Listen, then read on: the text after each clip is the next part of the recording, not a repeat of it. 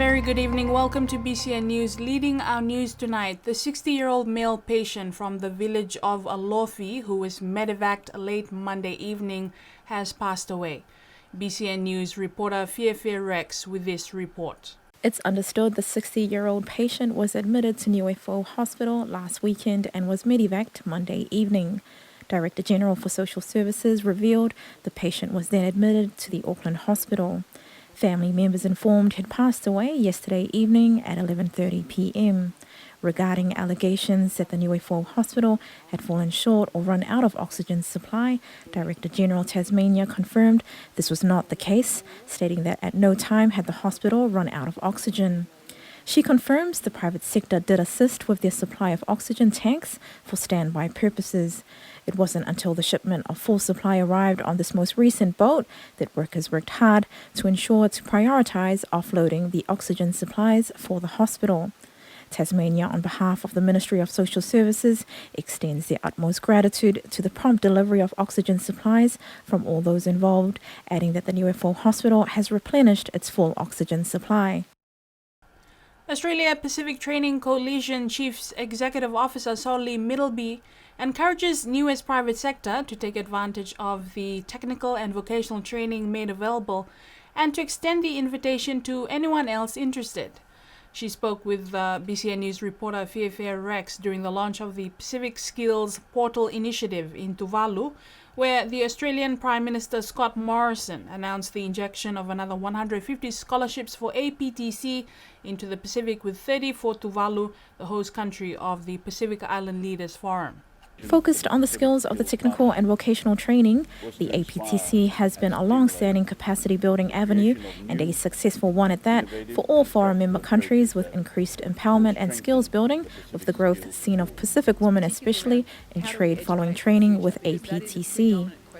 Middleby announced there's room for growth in APTC with explorations in the agri-business sector, with another announcement for areas that they don't cover, including perhaps digital economic studies, digital adaptation and marine spatial planning being the labour Pacific market analysis, that which Middleby says may prompt us in identifying what skills such as those are needed in the Pacific. The demand for agribusiness is seen as potential to help tackle increased youth unemployment in the Pacific, where opportunities in agriculture are not taken advantage of. What's important, she said, is that there are all skills for the sector, from the lower level skills right up to the scientists, where she notes universities can help with engineers and science. Equally important, she says, is enabling technicians to fix solar panels and plumbers for better water and sanitation, building of seawalls, which go hand in hand with climate change readiness, which has seen the success of APTC bringing to the Pacific table. Tuvalu's newly constructed convention centre itself, as revealed at the launch, was built with help from the knowledge and skills base of those that have successfully graduated through the APTC training. Fiefe Rex, BCN News. Niue's USP campus has a new satellite dish which is yet to be installed. The satellite dish allows internet services and connectivity for online courses, particularly for courses taught online from the main campus at Laudala. This is part of the university's improvements to information and communications technology services at its regional campuses. 9 other campuses will also receive new satellite dishes, including Tuvalu, Solomon Islands, Kiribati, Tokelau, Vanuatu, the Marshall Islands, Samoa, Tonga, and the Cook Islands.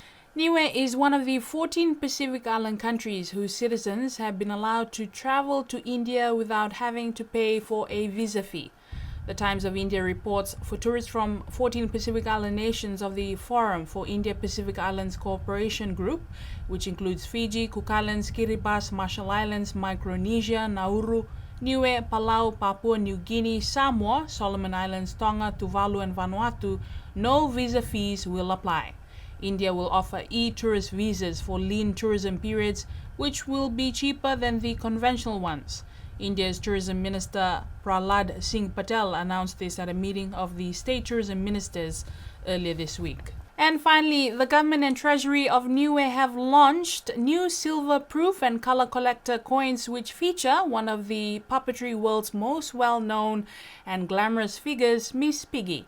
The coins are produced by the New Zealand Mint at their facilities in Auckland on behalf of the Treasury of Niue. New Zealand Mint Limited states this Disney Muppets 1-ounce silver coin shows Miss Piggy colored and engraved in numerous diva poses, including one embracing her beloved Kermie. The addition of the Muppets logo completes the design. The coin is legal tender in Niue with the obverse featuring the Ian Rank Broadley effigy of Her Majesty Queen Elizabeth II. Packaged in an acrylic block, the coin fits snugly inside its Muppet-themed packaging, featuring a headshot of the diva herself. The uniquely numbered certificate of authenticity is also found inside the packaging, which confirms it as a limited edition coin with a worldwide mintage of only 10,000. And that's BCN News for tonight. Thank you for joining us. Good night.